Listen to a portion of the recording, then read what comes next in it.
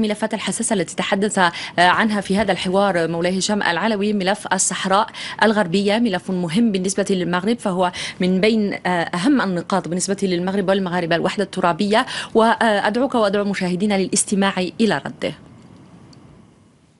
مسألة الصحراء المغربية، وهي تسمى الصحراء الغربية في العلاقة الدولية لأن لم يتم اعتراف بسيادة المغرب على هذه الأراضي حتى الآن. لازم أن نحل هذا المشكل. هذا المشكل تحتاج إلى حل. لماذا؟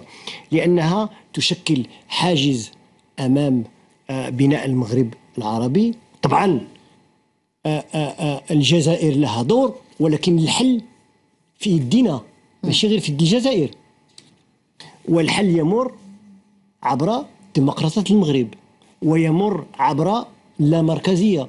لن أستعمل الجهوية لأن هذا الخطاب السياسي المغربي ديال وزارة الخارجية، ولكن لابد أن ننتقل إلى لامركزية موسعة وعميقة، ولكن هذه تمر عبر الديمقراطية المغرب.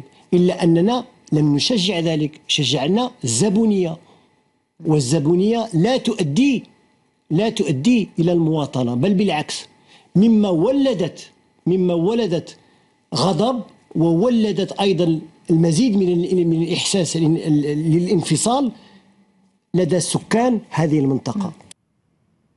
عزيز